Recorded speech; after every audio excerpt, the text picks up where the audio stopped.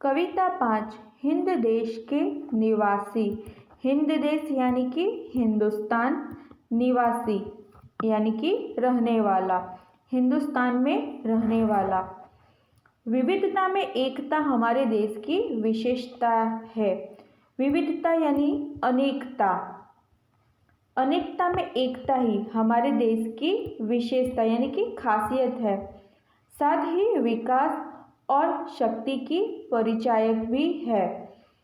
यानी कि जो विविधता में एकता है वह हमारे देश का जो विकास है और उसकी शक्ति है उसका परिचय भी देती है। परिचायक यानी कि परिचय देना। मानवीय एवं प्राकृतिक विविधताएं होने पर भी उसमें अभिन्न एक सूत्रता है। अभिन्न यानी कि जिसे अलग न किया जा सके, जुड़ा हुआ एक सूत्रता है। मानवीय यानी कि मनुष्य और प्राकृतिक यानी नेचुरल। तो मानवीय और प्राकृतिक अनेकताएं हैं, फिर भी वह सब एक है। जैसे कि प्राकृतिक विविधताएं पाई जाती है, जैसे कि कहीं पर अत्यधिक मात्रा में बर्फ गिरती है तो कहीं पर तेज धूप पड़ती है, फिर भी हमारी प्रकृति में संतुलन बना रहता है।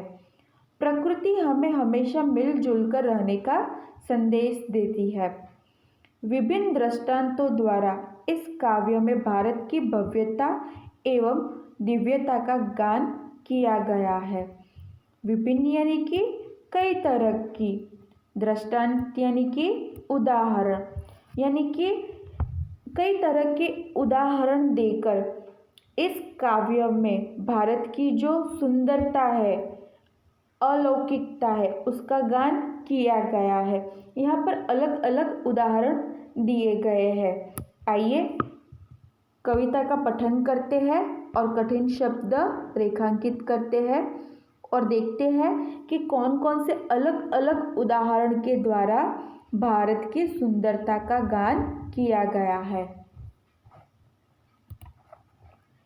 हिंद देश के निवासी सभी जन एक है, रंग रूप वेश भाषा चाहे अनेक है।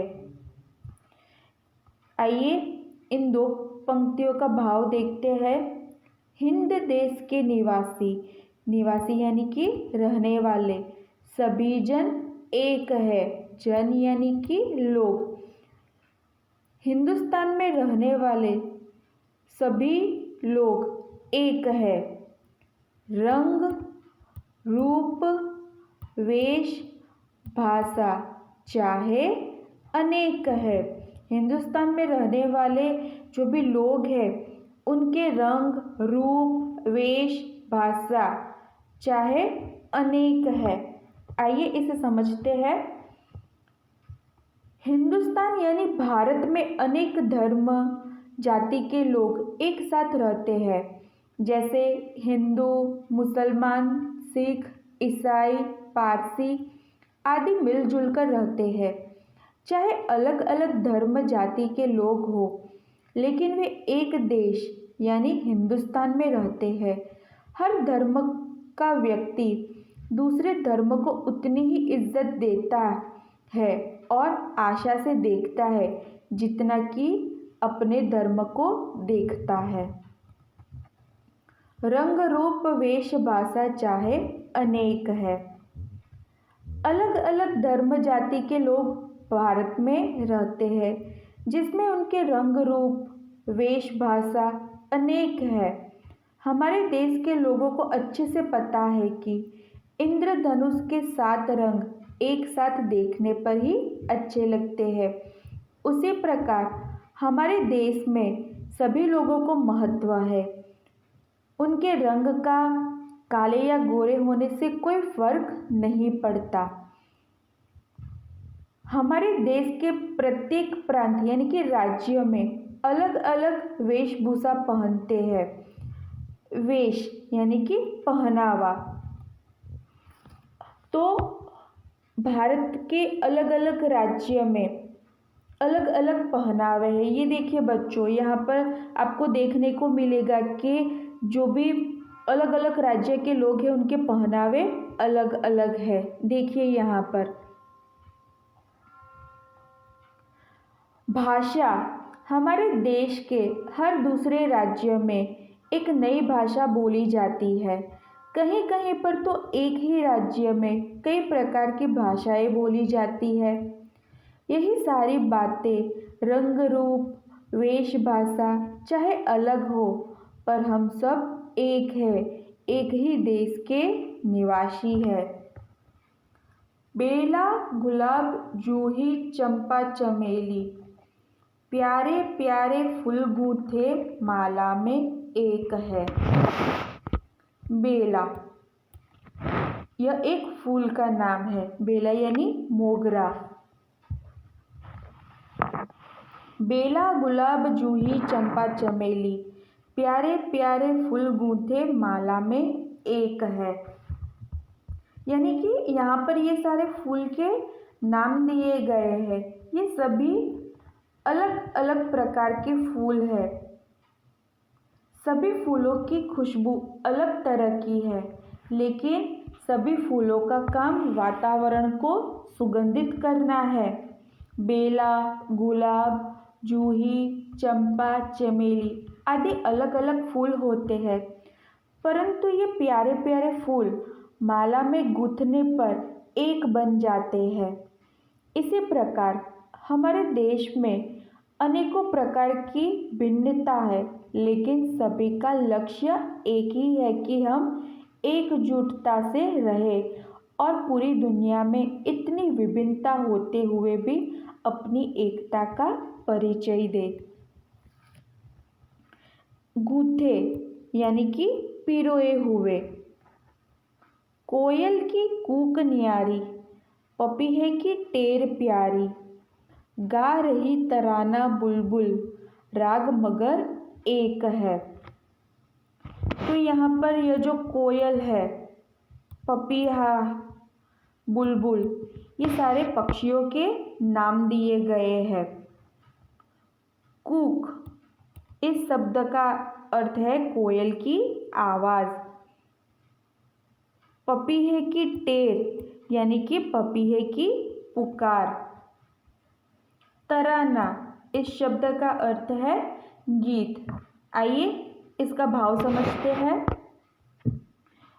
जो कोयल पक्षी है वह किसके लिए जाना जाता है बच्चों, आपको पता है?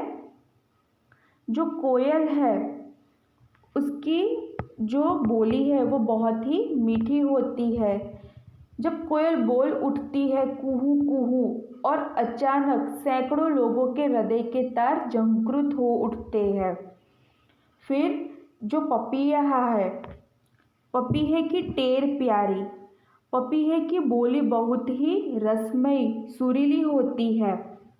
और जो बुलबुल है, बुलबुल पक्षी अपनी मीठी और प्यारी आवाज़ के लिए जाना जाता है। इन सब पक्षियों के गाने भले ही अलग अलग प्रकार के हो, पर उनका राग एक है।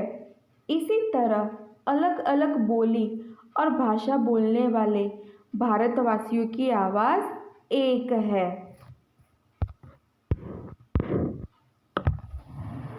गंगा, यमुना, ब्रह्मपुत्र, कृष्णा, कावेरी, जाके मिल गई सागर में, हुई सब एक है। देखिए, गंगा, यमुना, ब्रह्मपुत्र, कृष्णा, कावेरी, बच्चों ये सारी नदियों के नाम है। जाके मिल गई सागर में, हुई सब एक है। ये जो सारी नदियाँ हैं, इन सारी नदियों के उद्गम स्थान अलग अलग है। अलग अलग जगह से ये सारी नदियाँ निकलती है, लेकिन ये सारी नदियाँ एक जगह जाकर मिल जाती है और वह जगह का नाम है सागर। ये सारी जो नदियाँ हैं, गंगा, यमुना, ब्रह्मपुत्र, कृष्णा, कावेरी, सागर में मिलकर एक हो जाती है। इसी तरह देश प्रेम सभी भारतवासियों को एक बना देता है। धर्म है अनेक जिनका, सार वही है। पंथ है निराले, सबकी मंजिल तो एक है। निराले यानी कि अनूठा, अलग। पंथ इस शब्द का अर्थ है रास्ता। मंजिल इस शब्द का अर्थ है ध्येय। धर्म है अनेक जिनका, सार वही है। पंथ है निराले, सबकी मंजिल तो एक है। बच्चों, आपको पहले ही बताया गया था कि हमारा जो भारत देश है उसमें अलग अलग धर्म के लोग मिलजुल कर रहते हैं, जैसे हिंदू, मुसलमान, सिख, ईसाई, पारसी आदि अन्य धर्म के लोग भी रहते हैं। धर्म अनेक है, लेकिन उनका जो सार है, उनकी जो शिक्षा है वह एक ही है। क्या है वह? हर एक धर्म एक ही संदेश देता है कि मनुष्य को बुराइयों से दूर रहना है और उसे उन्नत बनना है, आगे बढ़ना है। इसी तरह सभी भारतवासियों का लक्ष्य एक ही है, अपने देश की उन्नति करना। ठीक है बच्चों, तो इस कविता में आगे कहा गया था कि विभिन्न दृष्टांतों द्वारा इस काव्य में भारत की सुंदरता और दिव्यता का गान किया गया है। जैसे कि यहाँ पर अलग अलग दृष्टांत उदाहरण दिए गए थे, जैसे कि ये फूल है, फिर यहाँ पर पक्षियों का उदाहरण दिया गया है, यहाँ पर जो नदियाँ है, धर्म है, इन सभी का उदाहरण देकर बस यही एक संदेश दिया गया है कि हमारा जो भारत देश है अनेकता में, विविधता में एकता का देश है। यही हमारे भारत देश की विशेषता है। ठीक है बच्चों, आपको इस कविता का पठन करना है, इसे समझना है। ठीक है, आइए शब्दार्थ देखते हैं। कूक यानी कोयल की आवाज़। पपीहा एक पक्षी का नाम। टेर इस शब्द का अर्थ है पपीहे की पुकार। जो पपीहे की पुकार होती है उसे टेर कहा जाता है। तराना यानी कि गीत, गान। पंथ इस शब्द का अर्थ है रास्ता। निराला यानी अनूठा। मंजिल इस शब्द का अर्थ है ध्येय। धन्यवाद।